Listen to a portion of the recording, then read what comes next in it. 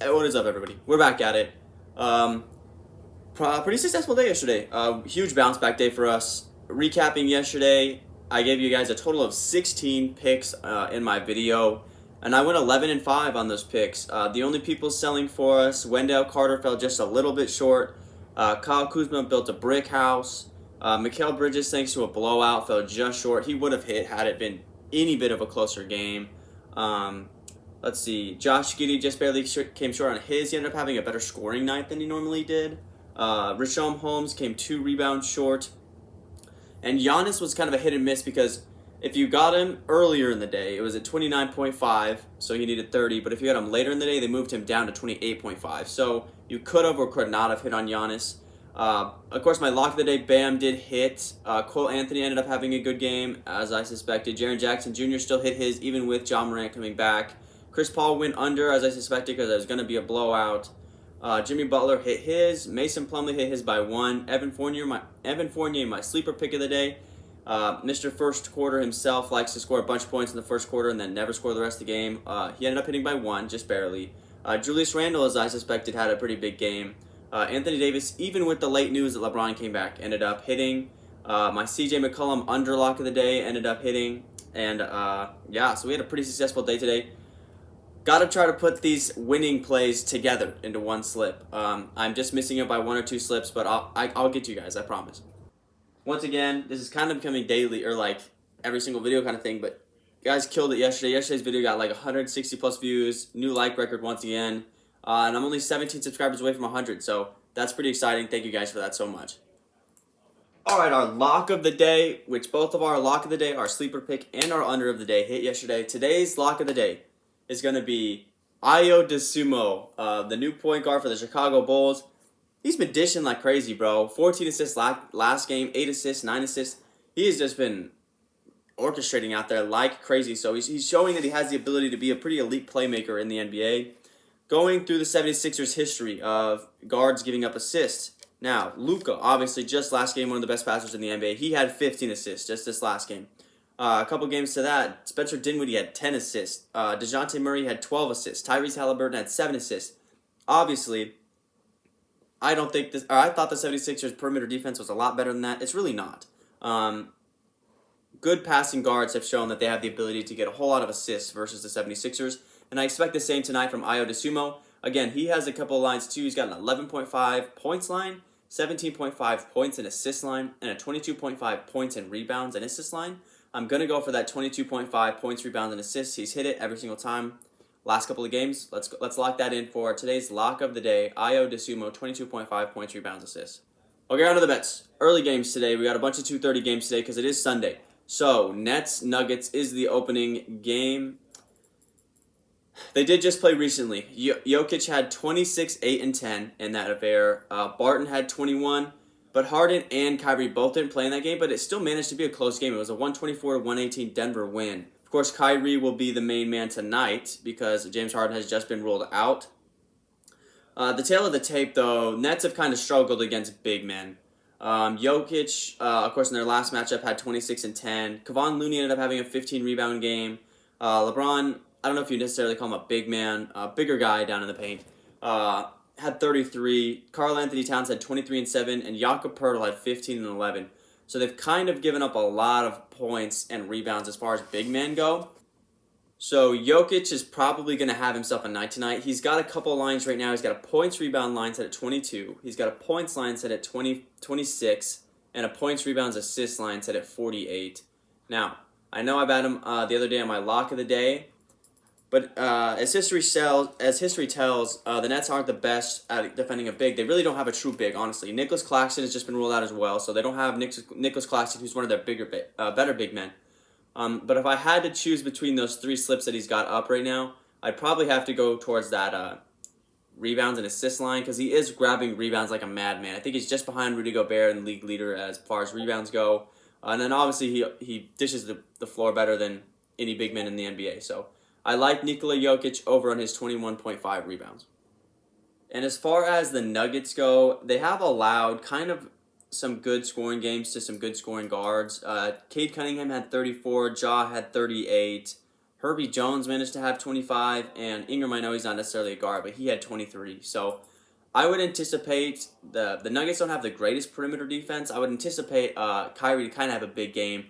They have a 26.5 point line on him. That's definitely something I would probably lock in, that Kyrie Irving, 26.5 points. Back to 76ers versus Bulls. They did just recently play. It was a 114-105 76ers win. Embiid had 30 and 16. Maxey did manage to get 8 assists that game. I know people like Maxey's assist line.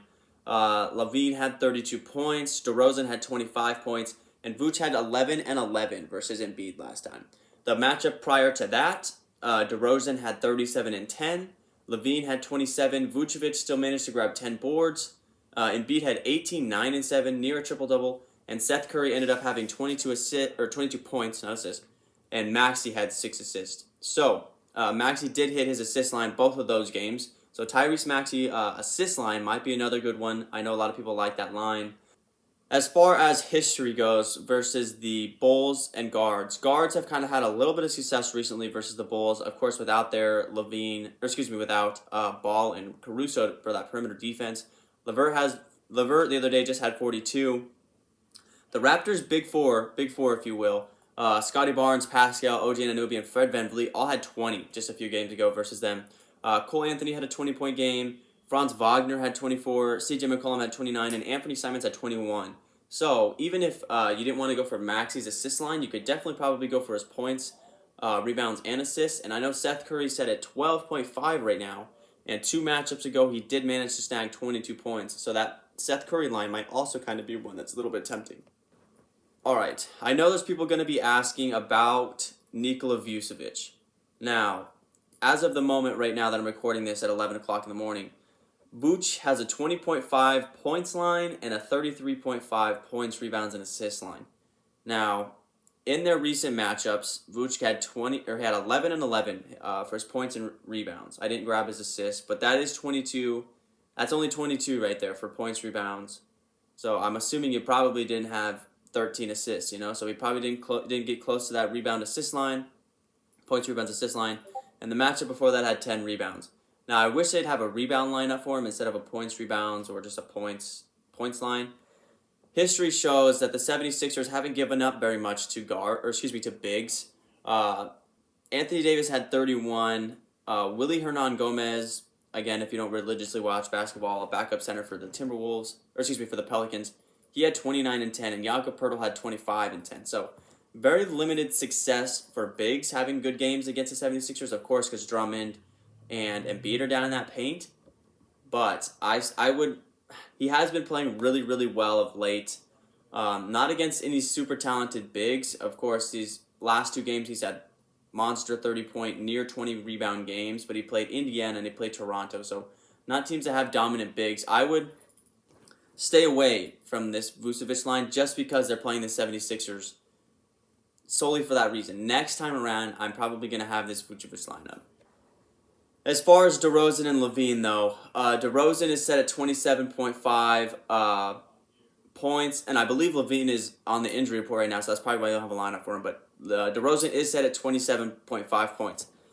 They have given up 33 to Luka. The 76ers have given up 33 to Luka, 19 to Brunson, who's the off guard to Luka, 24 to Kyle Kuzma, 37 to Ja, 34 to Desmond Bane, 38 to Tyrese Halliburton, 31 to Nickeil Alexander-Walker, and DeJounte Murray had 19, 12, and 9.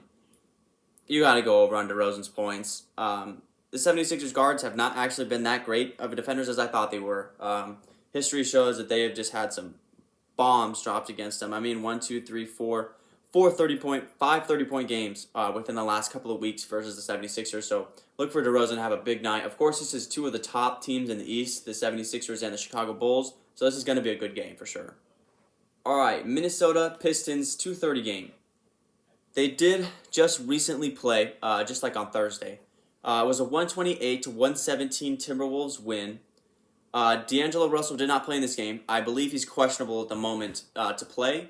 So these stats, if he does end up playing, are going to be relatively similar, I would assume. Anthony Edwards did have 25 in that game. His line is currently set at 22.5, so that would be a good line to take probably with the Pistons' recent or his success recently versus the Pistons. Karl Anthony Towns did have 21 and 14. Now, if you're looking at the Pistons' history versus bigs, it's pretty ugly again, or I guess juicy in our case, versus bigs like the Charlotte Hornets. Jonas Valanciunas had 13 and 13. Evan Mobley had 18 and 9. Wendell Carter had 9 and 11. Jokic had 28 and 21, 28 points, 21 rebounds. Jokic again had 34 points. Rudy Gobert had 24 and 14, and Marvin Bagley had 17 and 9. Towns obviously a top 5 big in the league. This is a line you probably got to take. They've got a assist line for him for some reason at 3.5.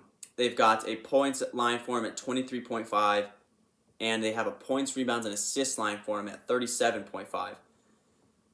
Looking at that, he's had a double-double, including a triple-double within his last 3 games. He's had a double-double every single game in the last 3 games.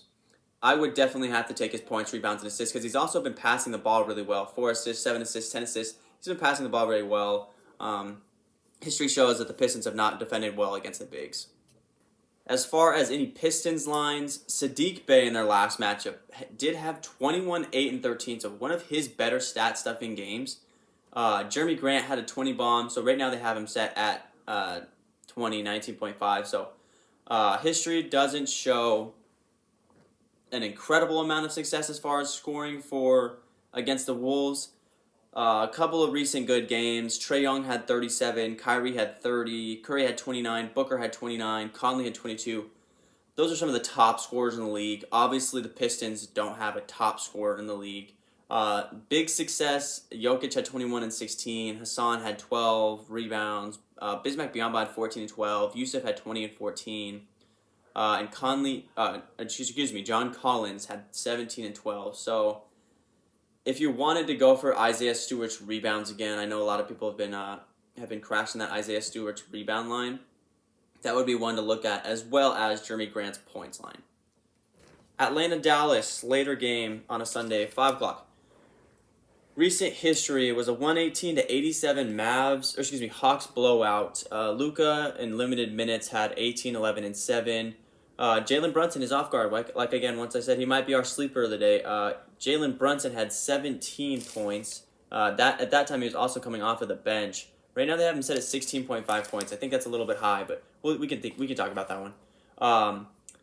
And Clint Capella had 12 points, 13 rebounds. Trae Young had 19 points, 14 assists in limited time, and John Collins had 16 points and 9 rebounds. As far as Mavs history, they struggle against bigs a little bit. Embiid had 27 and 13. Darius Bazley had 11 boards. Mamita Diakite, the former Buck, has had 10 boards. Wendell Carter had 14 and 14. 21 and 15 from Sabonis. Yusuf had 18 and 8. And Steven Adams had 11 rebounds. So I know we bet on Capella the other day, but anticipate Clint Capella to maybe have a better rebounding game. I know he hasn't been playing a whole lot of minutes, which has kind of been shooting him in the foot. But so this one may be a little bit iffy. But if you wanted to go Clint Capella over in his rebounds, the numbers do show it. And believe it or not, the Mavs have actually improved their defense tremendously. They have one of statistically the best defenses in the NBA. In their last couple of matchups versus guards, Lou Dort had 30 points in an overtime game, same as Trey Mann, he had 29. The Blazer boys had 23 and 21, and John Morant had 35. And that's really all the recent success has been for guards versus the Mavs. Of course, this is the Luka Trae Young matchup, though, so maybe look for Trae Young to still have a good game, even though the Mavs do have historically great defense. The story is very different versus the Hawks. The Hawks give up a plethora of points and assists to guards and have limited success. Bigs have limited success versus the Hawks. As far as guards go, though, Fred VanVleet, 26 and 11, 32 from Booker, 18 and 12 from CP3, 24 from Mikal Bridges, 31 from Gary Trent, 33 from Malik Monk, 26 from Jaylen Brown. They give up so much points, and that's why Luka is the wallpaper as well today, the thumbnail. Luka's set at 30 points, but he's also set at 50 points, rebounds, and assists. You can't lie. I mean, Luka's all they got right now, and he is just a man on a mission, and he's feasting when he's all they got out there. So Luka, I'm gonna go over on Luka, even though it's set at 50 points, rebounds, and assists. He's gonna go crazy again tonight. I like Luka's over. Okay, Pacers versus Cavs. Not a whole lot out about this game yet because of the Pacers injury, Sabonis is up in the air, all that. As far as the Cavs go, or their recent matchup was a 108-104 game on January 2nd. Cavs got the W, and Sabonis in that one had a monster game. He had 32, 7 assists, and 13 rebounds. Justin Holiday had an 18-point game. Mobley had 24 and 9, and Allen had 18 and 11. As far as the Cavs' history goes, they haven't put any Pacers lines. So just to keep this in mind, because I'll probably post this before they put out any Pacers lines.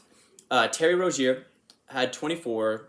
Jalen Green had 21. Devontae Graham had 20, and Sadiq Bey had 31. Not a whole lot of perimeter success versus the Cavs. So I would stay away from the I'd stay away from guards and points for the Pacers. But I definitely look at their unders. And as far as big men go, big men have kind of historically actually had good games. Mason Plumlee had 8 and 11. Christian Wood had 21 and 7. Jackson Hayes had 19 and 7. Isaiah Stewart had 12 boards, and Giannis had 26 and 9. So if they do put a Sabonis line out, definitely go over on that. I don't know who their backup, because I know Goga is also on the injury report too. So if the Pacers do put out a rebound line, definitely go after that. As far as the Pacers and their history goes, man, they give up a lot to bigs too. Wendell Carter recently had 19 and 18. Vooch, of course, that big game the other day had 36 and 17. Serge Ibaka had 14 and 11. Maxi Kleber had 15 and 14. Jonas Valanciunas had 16 and 12. Right now, Jarrett Allen is set at a 10.5 rebound total. I think you definitely got to go over on that. Even Mobley over on his points and rebounds. Both of those guys should have a big day today. As history shows, taller players definitely have a lot of success versus the Pacers. Orlando, Boston. I kind of hesitant because the other day I said it was going to be close versus the Pistons, and it wasn't.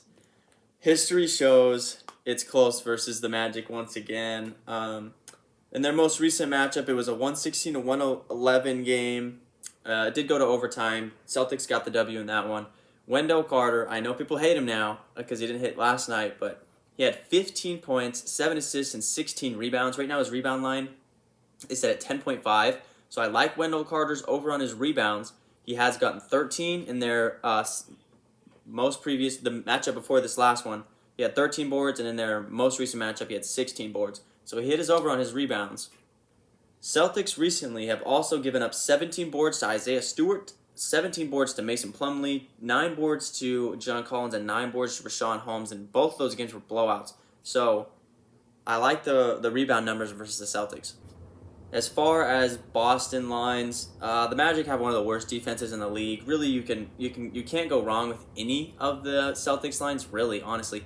But Tatum does have a 12.5 rebounds and assists line. That's a good line. If I had to choose out of all of these Celtics lines, that's got to be the one that I like the most. Tatum rebounds the ball really well, and like I said, the Magic have one of the worst defenses in the league. He also passes it pretty well, so I do love Tatum's rebounds and assist line. All right, and now we've got the Pelicans and the Rockets. This should be a good game by all means. Two teams that are near the bottom of the Western Conference. Do keep in mind, Brandon Ingram right now doesn't have a lineup at the moment, but Brandon Ingram in their last matchup did have 40. So he had a pretty good game. Jonas Valanciunas had 17 and 10. He had a good game. So again, they have no current Pelicans lines up, but do look for Ingram and Jonas to still have big games. As far as the Rockets go, Christian Wood has a lineup currently. I know we bet on him the other day, and he didn't hit. He's got a 19.5 points line and a 31.5 points, rebounds, and assists line. Now, I know he didn't get the rebounds like last time. Currently, they don't have a rebounds line for him. They only have a points, rebounds, and assists line for him. In their last matchup, he did have 23 and 8. So 23, 8, and 2. So technically, that would hit his line. But again, there's still a lot of lines up in the air for the Pelicans and Rockets game. All right, and finally, but last but not least, the late game, Clippers versus Bucks. They don't have any current lines out for Clippers versus Bucks at all. You got to remember, Bucks are coming off a back-to-back. Some recent success against the Clippers. Giannis should have a pretty good game. Anthony Davis had 30 and 19 just on Thursday. He had a pretty big game. Isaiah Jackson, he had 26 and 10 versus the Clippers. Bam Adebayo had 20 and 12. So I would anticipate Giannis, whatever his line ends up coming out to be, I would go over on his lines because Clippers have had a lack of success versus big men. And my under of the day. I did bring it up earlier in the video. It's going to be Nikola Vucevic under on his points, rebounds, and assists. I just don't think against Embiid and that interior defense of the 76ers, he's going to be able to get it done. So that's going to be my under of the day. Alright guys, and for my slips, sorry, this is definitely by far the longest video I've ever had. 8 games today, a lot to go over. My 3 slip will be Tyrese Maxey over on his assists, which is now set at 5.5. It's going to be over on Dosunmu's points, rebounds, and assists, as Levine is now out, so they bumped him up a little bit. And over on Karl Anthony Towns, points, rebounds, and assists. My 5 slip is going to be exactly the same. All I'm going to be doing is adding Kyrie's points and Isaiah Stewart's rebounds. Hopefully, this is the right combination of points. Hopefully, yesterday, like I said, I had a lot of successful picks, just didn't put them all together. So let's get this money.